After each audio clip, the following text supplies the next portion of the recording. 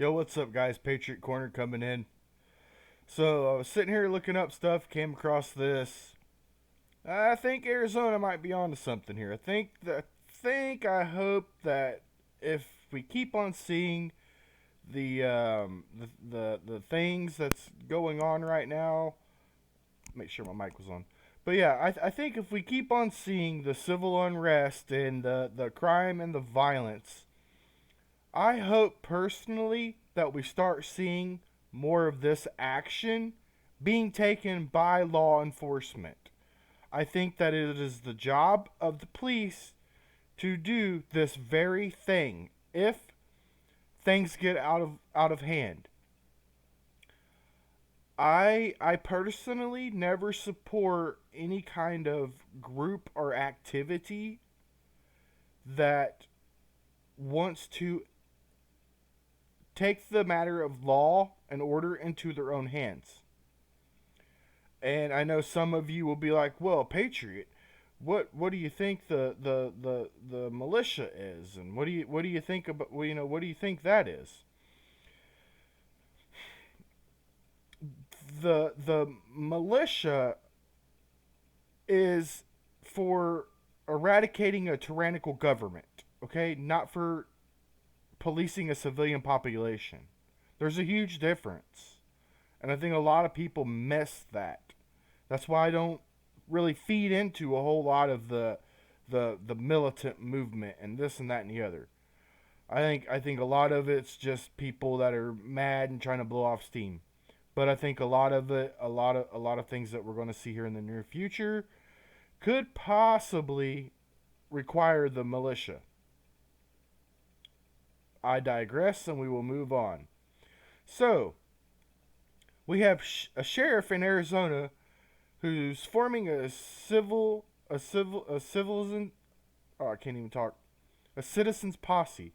A sheriff in Arizona is forming a citizens posse to help fight civil unrest. Well done, sheriff. Well done. Way to protect the people in your community and in your state. Good for you. So if we go on through here and we get down to the nitty gritty of the article here, what we learn is that he's deputizing citizens and law-abiding citizens, that is. And oh, where was the part at I wanted to touch on here?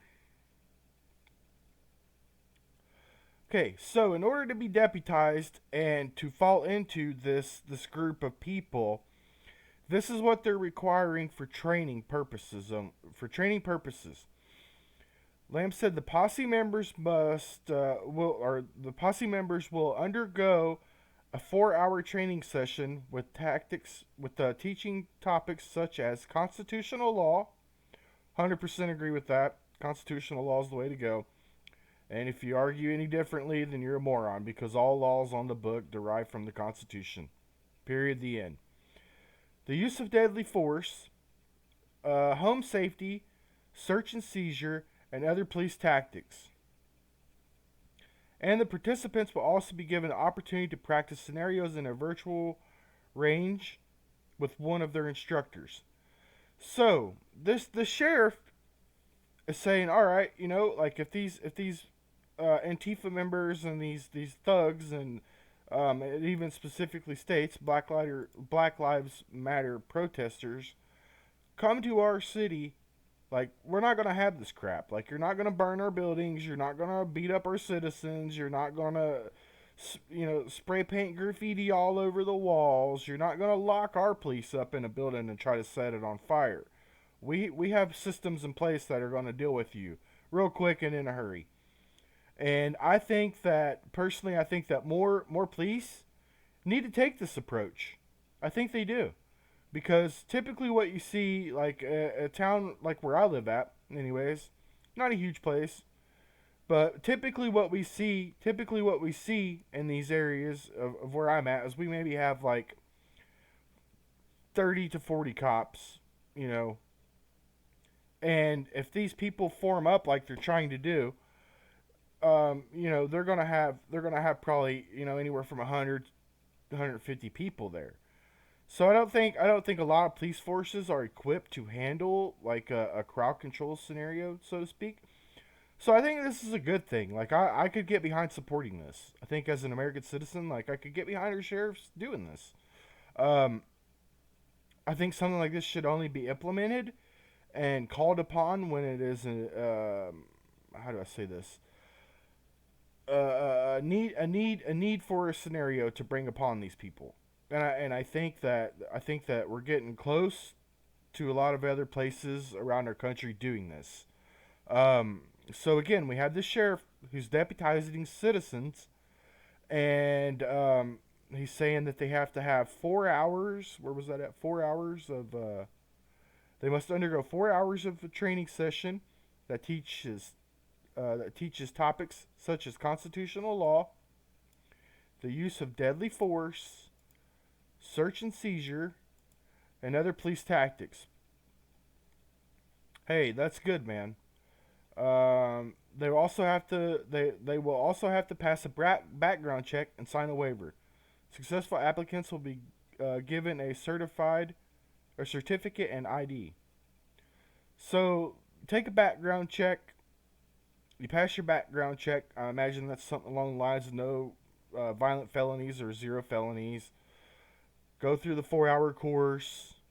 Complete the training. Learn about constitutional law, and you'll get a certificate, and you'll get a deputized ID. I'm assuming some sort of ID that lets people know that you know, like better listen to what I'm telling you to do if you're trying to like cause some problems or issues. Um, so far, this guy's saying that more than 1,500 people have signed up. Way to go, man! And this is in Arizona, and the article came out August the 8th. So right now it's the 20th. So this is what, like 11 days old. So good for them, man. I think like personally, I think like Arizona's onto something here with this, and I think more of these places where they're seeing this violence and this rock or this burning and looting and destruction of state property as well as federal property. I think more sheriffs need to take the position that this guy's taking right here. I don't see nothing wrong with this at all. I think that this could be possibly a good thing. So that's your patriotic news for today, guys. I hope everybody's doing well. Have a good one.